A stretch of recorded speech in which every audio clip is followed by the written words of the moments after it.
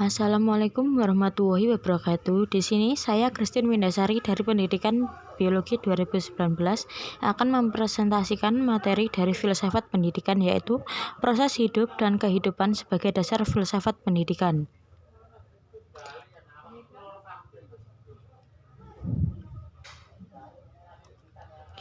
Pengertian filsafat pendidikan. Filsafat pendidikan adalah ilmu filsafat yang mempelajari hakikat filsafat pendidikan.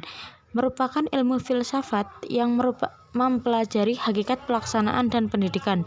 Bahan yang dipelajari meliputi tujuan, latar belakang, cara, hasil, dan hakikat pendidikan. Metode yang dilakukan adalah dengan menganalisis secara kritis struktur dan manfaat pendidikan. Manusia adalah makhluk Tuhan yang paling sempurna eksistensinya, ditentukan secara mutlak oleh Sang Pencipta, tersusun atas kesatuan jiwa dan raga serta eksis sebagai individu yang memasyarakat. Manusia sebagai makhluk yang lemah dan yang tidak dapat berbuat apa-apa terhadap Sang Pencipta kecuali pasrah. Segala potensi alam ciptaan Tuhan oleh manusia perlu diolah agar lebih bisa memberikan pemenuhan kebutuhan yang sesuai dengan kebutuhan manusia. Tanpa potensi alam, manusia tidak dapat eksis. Secara sederhana, manusia dapat dikatakan sebagai makhluk Tuhan yang unik, yang bermukmin di bumi, yang memiliki karakteristik tersendiri yang membedakan dirinya dengan makhluk lain yang berada di dunia. Mohon maaf atas kesalahan ketik ya.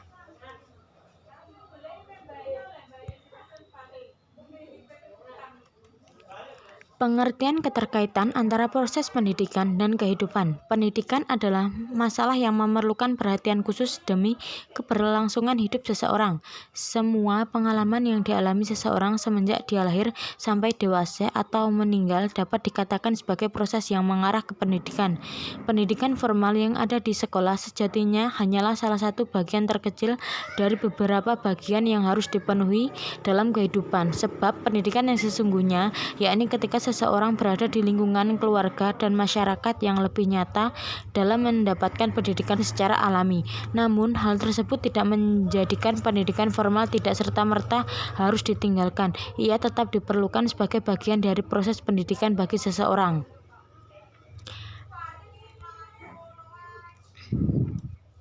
Keterkaitan antara proses pendidikan dan kehidupan. Contohnya, dalam keluarga misalnya, seorang anak dengan berinteraksi bersama orang tua dan saudara-saudaranya, maka secara alami atau tidak langsung ia sudah menjalani proses pendidikan.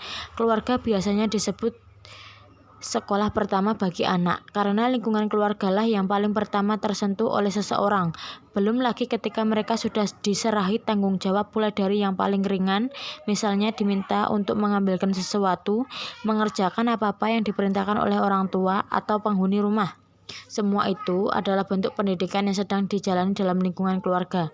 Pengertian pendidikan berarti usaha manusia dewasa secara sadar dalam membimbing, melatih, mengajar, dan menanamkan nilai-nilai dan pandangan hidup kepada manusia yang belum dewasa.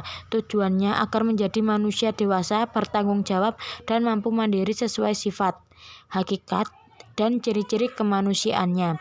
Masalah kependidikan mempunyai ruang lingkup yang luas pula, yang meliputi segala aspek kehidupan dan pengalaman yang dialami manusia sejak lahir sampai mati.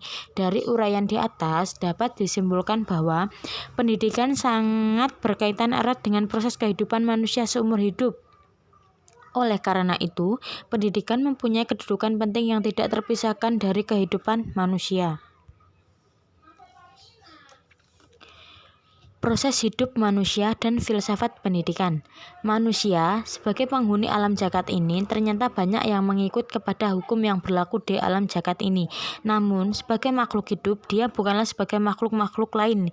Ia diberi oleh Tuhan ciri-ciri khusus untuk membolehkannya memegang jabatan sebagai wakil atau khalifah Allah di atas bumi. Sudah merupakan suatu kenyataan dalam proses kehidupan manusia bahwa mereka harus melaksanakan tugas-tugas hidup yang dilaksanakan dan ditunaikan dengan baik dan sempurna. Sejak zaman kehidupan mereka yang sederhana di hutan rimba atau di gua batu atau di tempat lainnya, sampai kehidupan umat abad 21 ini. Di dalam kehidupan manusia yang sederhana, mereka bersusah payah dan penuh kesulitan yang beragam dalam menghadapi perjuangan hidup bersama dengan hewan dan makhluk lainnya dalam memperebutkan makanan dan tempat tinggal.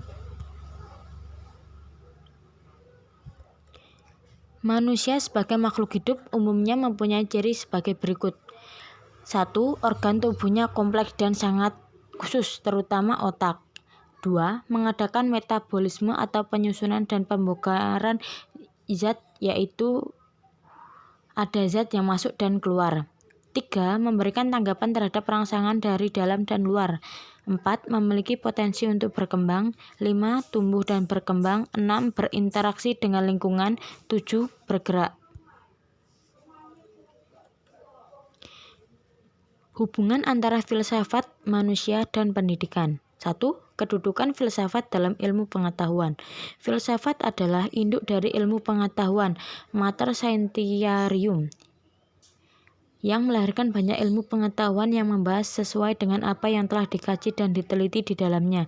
Dalam hal metode dan objek studinya, filsafat berbeda dengan ilmu pengetahuan. Ilmu pengetahuan menyelidiki masalah dari satu bidang khusus saja dengan menggunakan metode observasi dan eksperimen dari fakta-fakta yang dapat diamati. Sedangkan filsafat berpikir dengan mendasar dan menyeluruh sampai pada fakta-fakta di belakang yang nampak.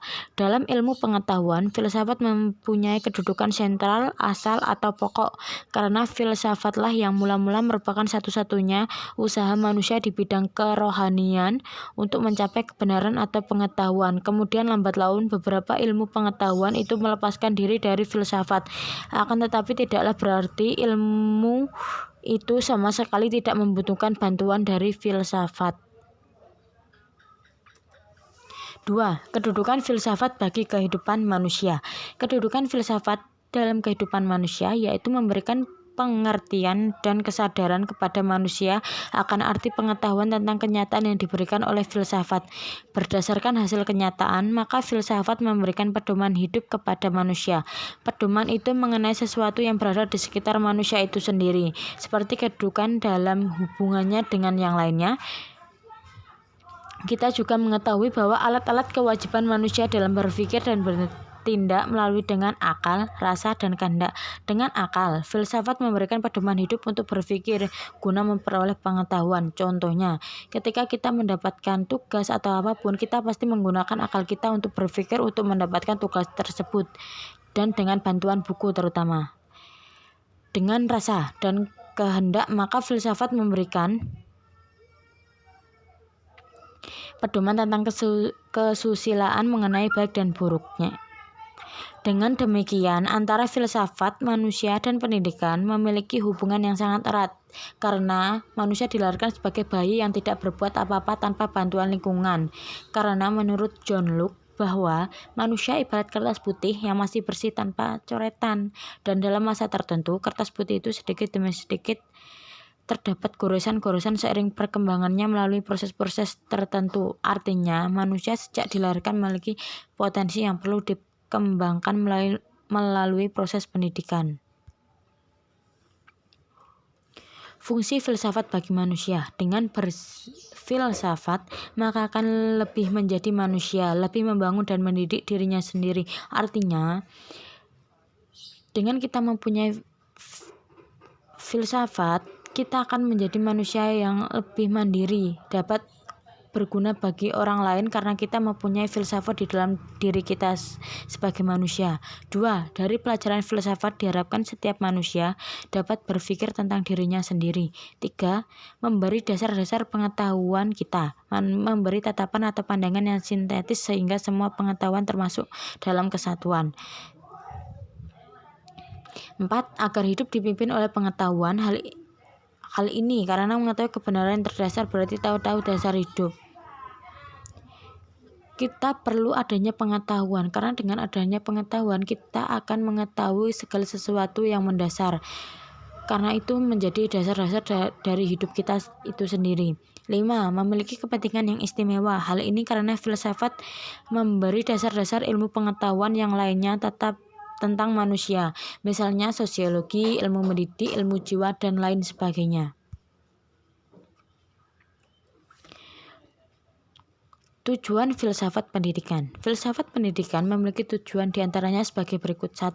Memberikan landasan dan sekaligus mengarahkan kepada proses pelaksanaan pendidikan. Artinya, filsafat itu memberikan landasan, mengarahkan agar proses pelaksanaan pendidikan yang ada di Indonesia itu dapat berjalan dengan lancar dan dapat dipahami oleh semua orang.